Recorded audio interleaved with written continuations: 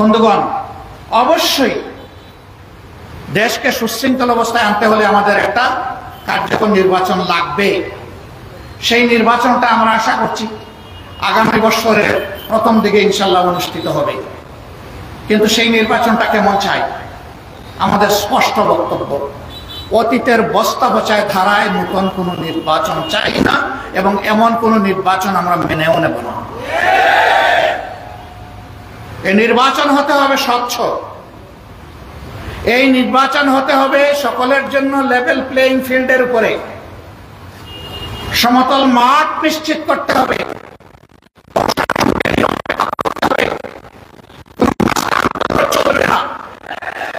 কালো টাকার খেলা মানব না, এগুলা নিশ্চিত করে আগামী বছরের প্রথম অংশে নির্বাচন দিতে হবে। নির্বাচন বিলম্বিত হলে কিছু জটিলতা সৃষ্টি হবে, আমাদের আছে, কিন্তু আমরা কোনো প্রিমেচিওর ডেলিভারি চাচ্ছি না। বাচ্চা 10 মাস 10 দিনে যে বাচ্চা জন্ম নেয়, সেই বাচ্চা স্বাভাবিকভাবেই সুস্থ সবল থাকে। 6 মাসের মাথায় বাচ্চা জন্ম নেয়, তাকে ইনকিউবেটরে রাখতে হয়, ওই বাচ্চা সারা জীবন দুর্বল থাকে। আমরা এরকম কোনো দুর্বল নির্বাচন এবং দুর্বল গণতন্ত্র চাই না। আমরা গণতন্ত্র এবং নির্বাচনকে তার মজবুত পিলারের উপর দেখতে চাই। আমরা সংস্কারের কথা বলেছি, অবশ্যই সংস্কার করতে হবে। আমরা স্থানীয় সরকার নির্বাচনের কথা বলেছি দুর্ভোগ কমানোর জন্য, এটা একটা নির্বাচন। বহু জায়গায় এখন স্থানীয় সরকারের কোনো প্রতিনিধি নাই, জনগণের সাফারিং হচ্ছে। কিসের রাজনীতি? জনগণকে আমি সাফারিং এর মধ্যে রেখে দেব? এই জন্য আমরা বলেছি যে আগে স্থানীয় সরকার নির্বাচন দিয়ে জনগণের সাফারিংটা দূর করে। আমরা প্রবাসীদের ভোটাধিকার চেয়েছি। এই আন্দোলন, এই বিপ্লব, এই অভ্যুত্থান আমরা একা করি নাই। আমাদের প্রবাসীরা সমান কৃতিত্বের দাবিদার। তাদের ভোটাধিকার কেন থাকবে না? তাদের ভোটাধিকার অবশ্যই নিশ্চিত করতে হবে। তাদের ভোটাধিকার শুধু নিশ্চিত করলে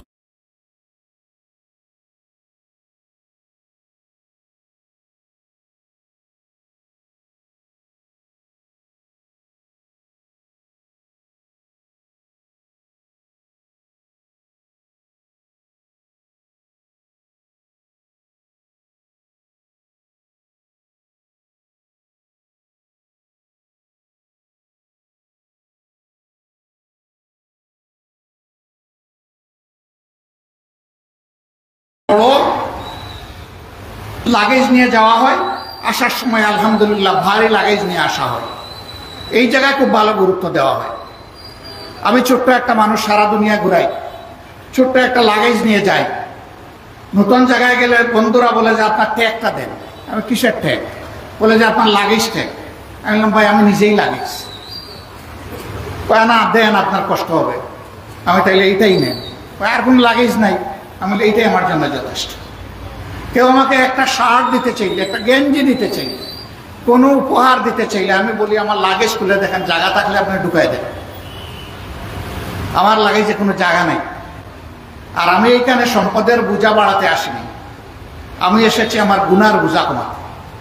আমি এসেছি আমার দেশ এবং জাতির পক্ষে কিছু দায়িত্ব পালন করতে।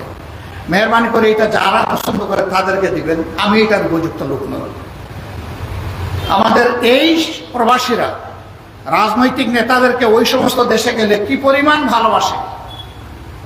এই রাজনৈতিক নেতারা যদি একবার বিবেক দিয়ে চিন্তা করতেন, তাহলে তাদের এত বিড়ম্বনা পোহানোর কোন প্রশ্নই উঠত না। বন্ধুরা, আমরা আপনাদেরকে জানাই দিচ্ছি, আসি এই দাবির পক্ষে আমরা মজবুতভাবে আছি, এবং ইনশাআল্লাহ এই দাবি আপনাদের পক্ষে আমরা আদায় করে ছাড়বো ইনশাআল্লাহ। সম্মানিত ভাইরা, একটা দেশ, খুব বড় কিছু চাহিদা আমাদের নাই। আমাদের চাহিদা হচ্ছে সমাজের সকল মানুষ ন্যায় বিচার পাবে। আমাদের চাহিদা হচ্ছে সমাজে বৈষম্য থাকবে না। আমাদের চাহিদা হচ্ছে দুর্নীতির কোনো রেশও থাকতে দেওয়া হবে না, এমন একটা সমাজ আমরা চাই। ড্রেনের পানি দিয়ে 10 বার হাত পা ধুইলে নিয়ম মাফিক উজু হবে কেন? কারণ ড্রেনের পানি অপবিত্র। এই মানবিক, দুর্নীতিমুক্ত ইনসাফ ভিত্তিক দেশ কেবল তারাই গড়তে পারবে যারা নিজেরা এর উপরে চর্চা করে।